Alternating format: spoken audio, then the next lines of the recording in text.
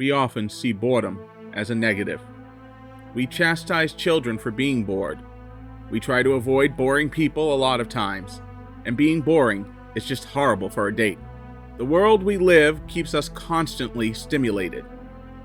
Every year, the images on our television get shorter and shorter cuts for each scene. Every year, we get more things to take our attention. Doom scrolling through social media websites, trying to find anything to stimulate us. Given so many choices that we end up spending longer time choosing what we want than what we do enjoying what we choose. The world hates boredom, and because of that, we've lost something special in us. We've lost the ability to let the world be what it is. We must always be taking action and always responding to everything around us. To not do that is seen as indifference, laziness, and other sins of a world that demands you constantly produce. But produce for what? Work for what? To live? People spend all their time at jobs they don't really like, to come home and put on the television and try to relax for the few hours before they go to sleep, so they can wake up and do it all again. At night, as you drive through neighborhoods, there's a familiar hue that brightens every window, a bluish and bright light that shines from every screen, sometimes within every room of the house, as people then watch life they're not living in order to have some semblance of excitement in their life. We have lost the ability to sit still, dreading the work that we have because of the boredom it produces. So then we search for meaning outside of our lives and outside of ourselves, always hoping and dreaming and wanting for something new to come into us, never realizing that we have everything already that we need inside of us. And so our minds grasp onto the idea that we have free will, that we are in control of our destiny, that everything is our fault and our responsibility. This way here, we never have a reason to experience boredom, and we're always in a rush. Always trying to create life and make life what we want it, exercising this false sense of control so that every activity feels like a challenge. Because again, boredom is the one thing we will not tolerate from life. Pain and suffering we'll accept as a product of existence.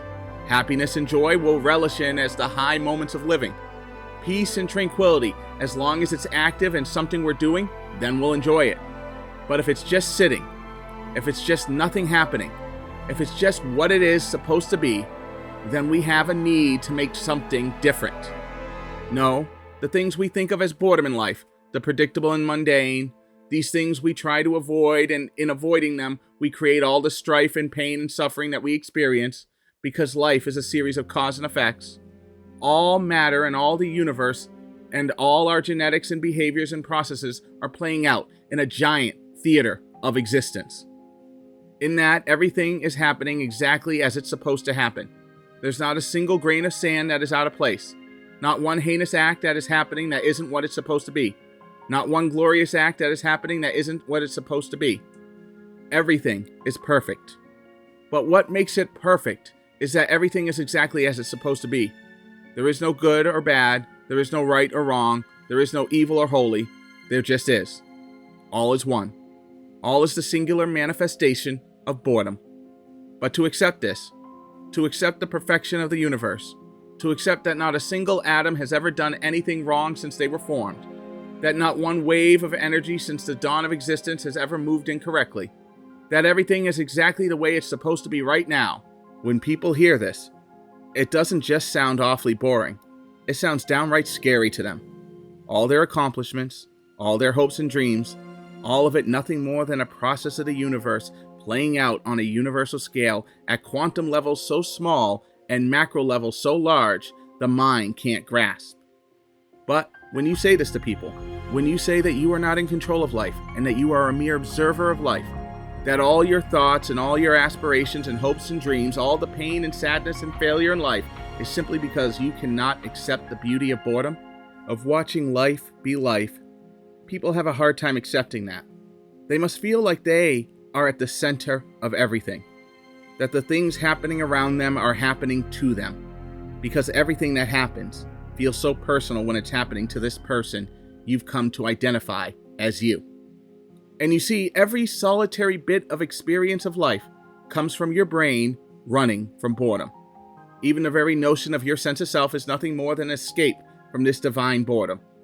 And in that, we do not see the world or life for what it is.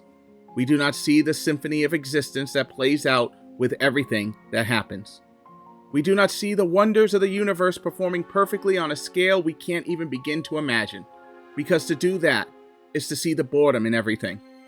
To see the absolute perfect state of boredom that is formed with everything being perfect all the time.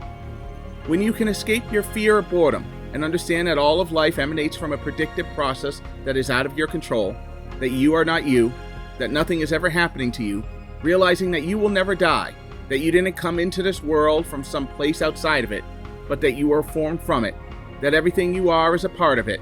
You are a wave that has forgotten it's part of the ocean. You are the universe, experiencing itself, needing nothing, appreciating everything.